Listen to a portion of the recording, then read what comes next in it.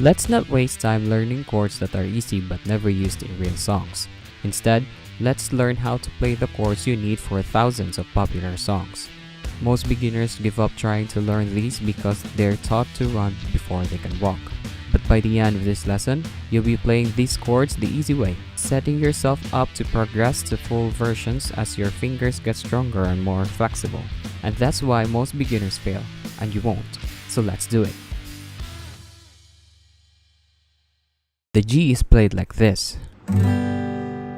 But most beginners can't do that because they don't have the stretch in their fingers or the strength in their ring finger to hold down the string without getting a buzzing sound.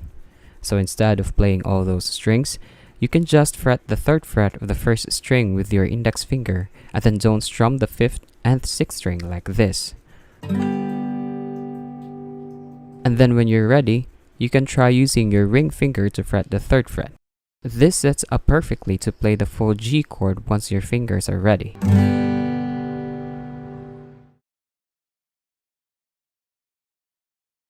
The A chord is more difficult because it uses 3 fingers, but they're all placed on the same fret and your fingers are placed on strings right next to each other.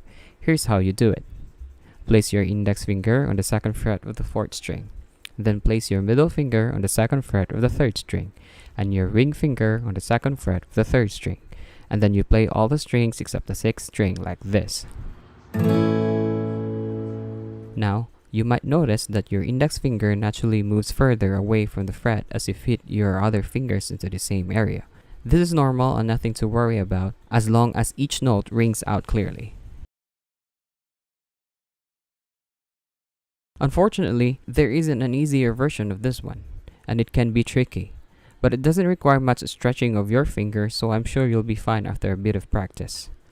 You need to place your index finger on the 2nd fret of the 3rd string. Next, place your middle finger on the 2nd fret of the 1st string. And then place your ring finger on the 3rd fret of the 2nd string. And then strum all strings except the 6th and 5th strings like this. If you're struggling with that, pause the video and keep trying. You will get it. It's just a bit awkward at first. And let me tell you something else. With just those 3 chords we've just looked at, you're already able to play loads of popular songs. But let's not celebrate yet. We've got more to learn. The C chord is played like this. And this is another one most beginners can't play because they can't stretch their fingers that far. But we can make it so much easier by not using our ring finger. So let's just place our index finger on the 1st fret of the 2nd string and our middle finger on the 2nd fret of the 4th string. And then we'll strum all strings except the 6th and 5th like this. Sounds great, right? And again, this variation sets you up perfectly for playing the full C chord once your ring finger is ready. This is how you play the F chord. That's called a bar chord, and it's almost impossible for beginners to play. So let's learn the playable way. And you'll notice it's very similar to the C chord we just looked at. Place your index finger on the 1st fret of the 2nd string. Then put your middle finger on the 2nd fret of the 3rd string, and your ring finger on the 3rd fret of the 4th string. Then you only strum the 4th, 3rd, and 2nd strings like this. The hard part here is pick accuracy. So you might want to check out some of my other lessons if you're having a hard time missing the 1st string. We've got a nice easy one now, the E chord. Here's how you play it.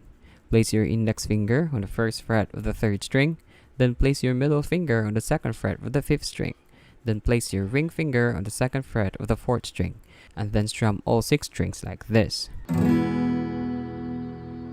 Once you've mastered the chords we've covered so far, you have an impressive chord repertoire for a beginner, and you'll be able to play loads of songs with them. So keep going, even if it feels tough, you're making outstanding progress. E minor, as the name suggests, is very similar to the E chord we just looked at. Place your middle finger on the 2nd fret of the 5th string, then place your ring finger on the 2nd fret of the 4th string, and then strum all the strings like this. If you're wondering why we're using our middle and ring fingers to fret this chord instead of our index and middle fingers, it's because that means we can quickly switch to the E chord, which happens quite often. Plus, it makes the next chord easier too. This is an easy chord to learn once you've mastered the E minor chord the way I just showed, because all you need to do is move the E minor chord over from the 5th and 4th string to the 4th and 3rd strings, still on the 2nd fret. The only other thing you need to do from there is place your index finger on the 1st fret of the 2nd string. So to recap, your index finger should be on the 1st of the 2nd string, your middle finger should be on the 2nd fret of the 4th string, and your ring finger should be on the 2nd fret of the 3rd string. Then strum all the strings except the 6th string like this.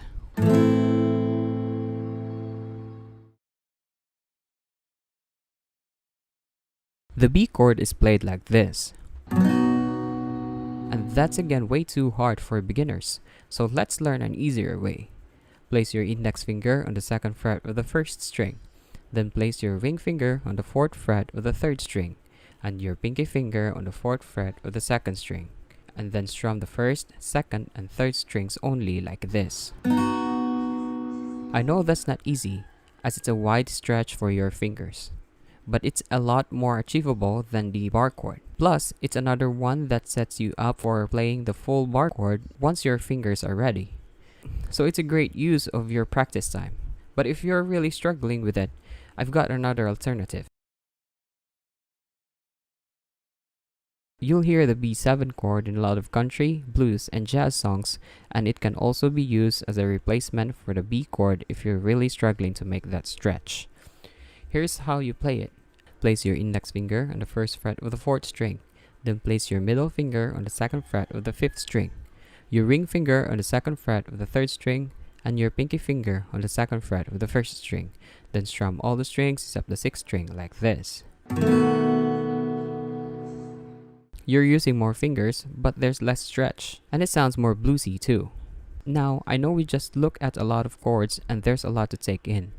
So I've created a printable PDF you can grab below that has the chord graphics for each of the chord we went over in this lesson. Make sure you grab it before you go, as the key to learning is repetition.